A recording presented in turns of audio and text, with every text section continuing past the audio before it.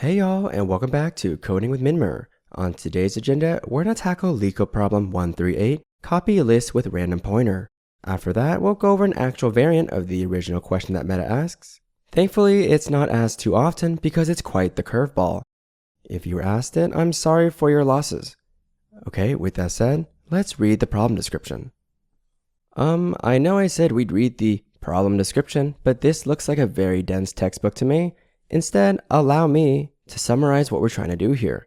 We're given the head node to a linked list, H for head by the way, in which each of these perfectly drawn blocks is a linked list node.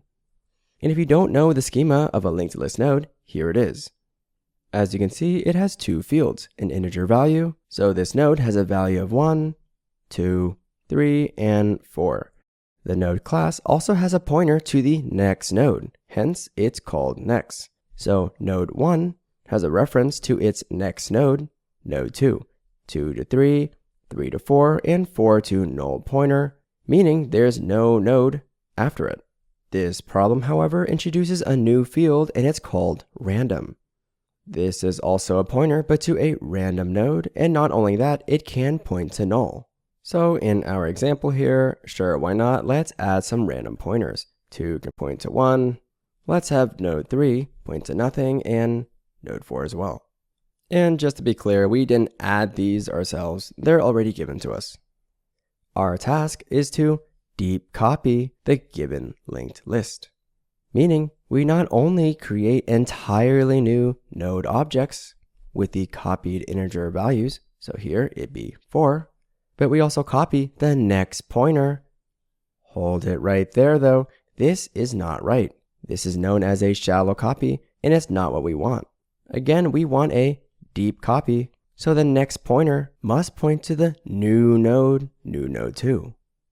New node 2 will go to new node 3 and 3 to 4, like so. The same rules apply for the random pointer. So for 1, it's going to go to 3 as well, just like this guy right here. 2 to 1, 3 to null, and 4 to null. Ultimately, we return the new head node as our answer, and that's the whole premise of this problem. But before we start figuring out the programmatic approach, to make sure everything is easier to follow along, I'll be referring to the input linked list as the old linked list, and its nodes as old nodes. Conversely, I'll be referring to our resulting linked list as the new linked list and its nodes as new nodes. Okay, but what's the software approach here? Well, one thing's for certain, we need to loop over the old linked list and for each node, create the corresponding new node. How do we loop over a linked list? Well, we're given the head node, why not create new node 1 and then reassign the head node to the next node via the next pointer? Well, I'll tell you why not. If we do that, we lose reference to our old node 1, and if we move head along to node 3 and then node 4, we lose access to all of these nodes. This may be problematic because who knows, we may want to loop over the old linked list a second time. Hint, hint. Alright, so I propose we do this. We create another pointer called C, which stands for current node by the way, and assign it to the head node of old node 1.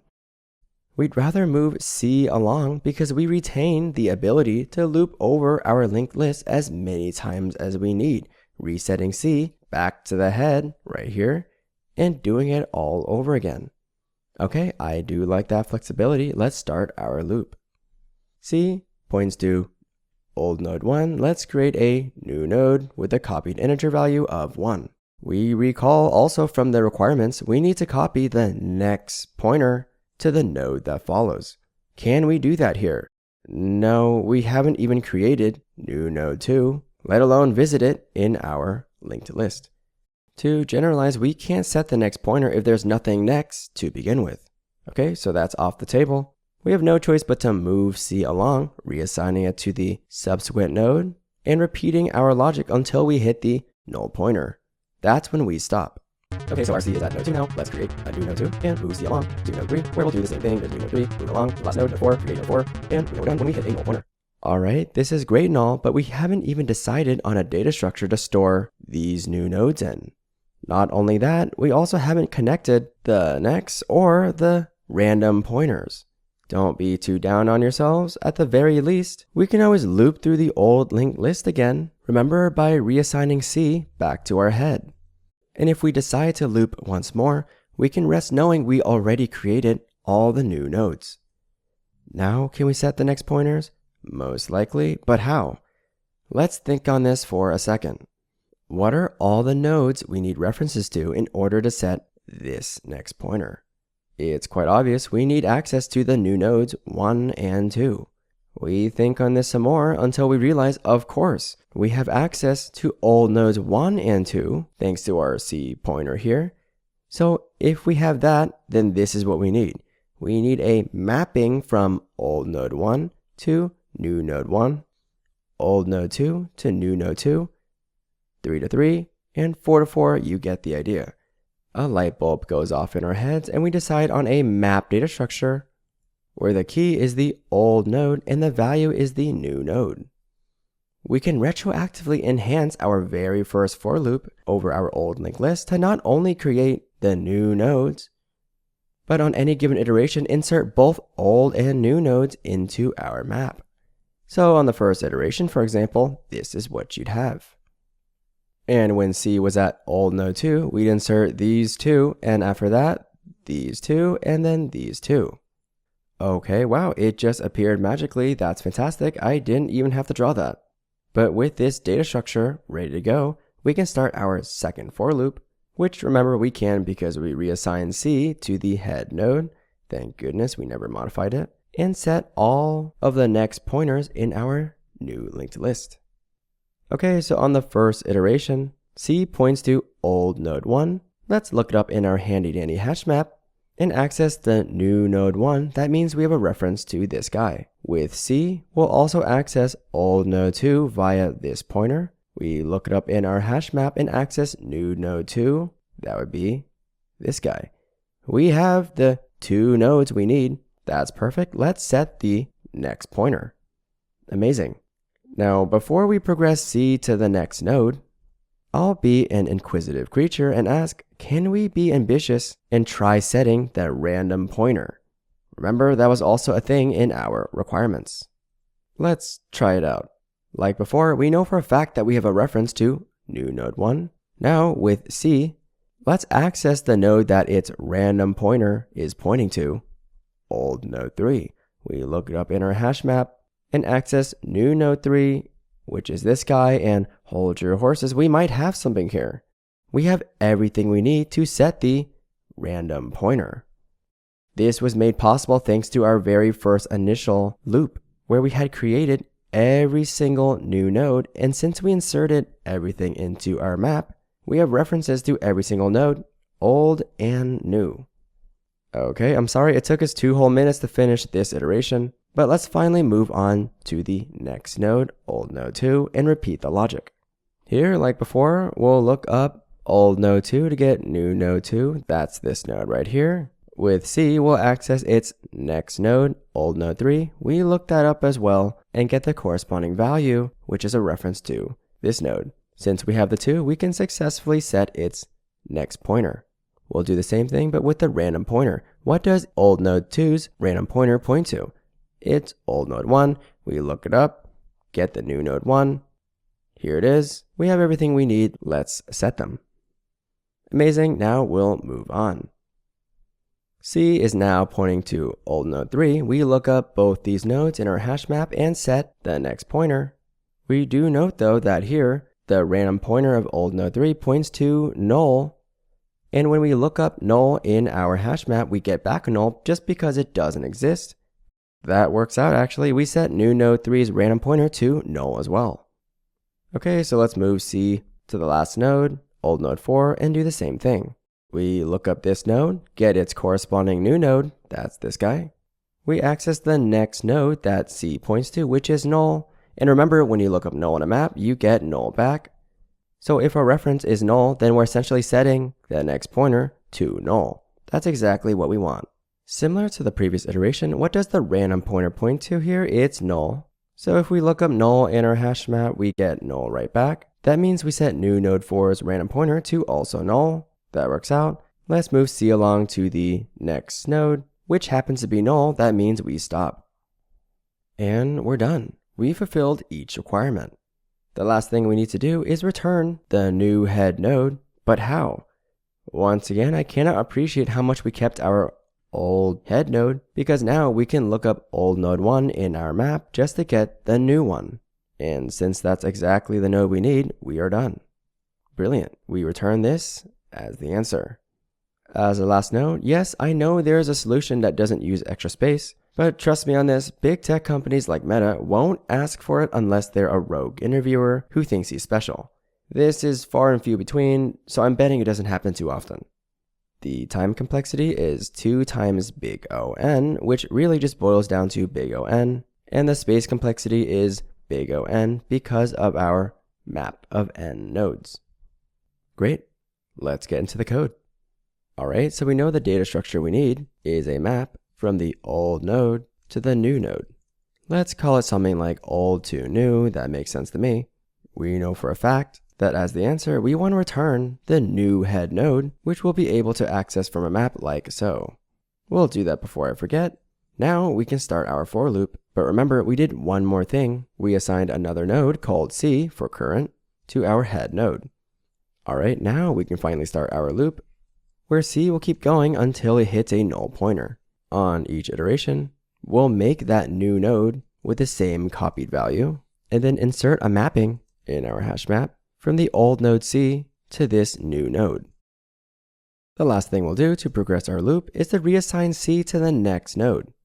Okay, great, that's the first loop. We have the luxury of reassigning C back to our head node for a second loop, where yet again, C will keep going until it hits a null pointer.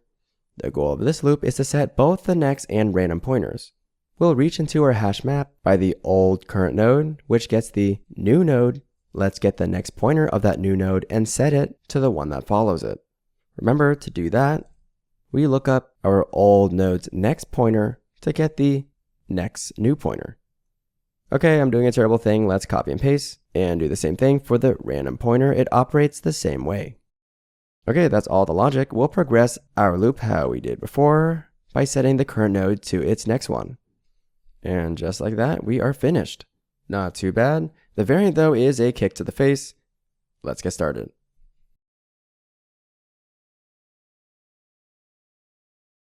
I've almost never seen Meta ask this variant, but if they want to screw you over, they'll ask you to do the same thing and copy random pointers in a binary tree.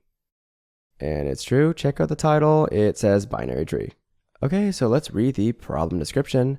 Not like before, this is a full-on textbook. You've got to be kidding me. We avoid it at all cost. We can simplify this a little bit. Exactly like the original LeetCode problem, we just want a deep copy of this binary tree given the root node. Meaning, we not only want to create entirely new node objects with the copied node values, here it's 3, but we also want to copy the left and right children pointers. Hold it right there, this is not right. This is known as a shallow copy, and it's not what we want. Once again, we want a deep copy. So the child pointer must point to our new node object. 1 to 3, and 2 to 4. There's one more requirement to this problem, and it's in the LeetCode title, random pointers. We need to deep copy the random pointers as well. And once that's finished, we return the new root node of our deep copied binary tree, and that is it. Okay, where do we even start? Let's not act like we're newbies or anything because we had just solved the OG LeetCode problem with a linked list.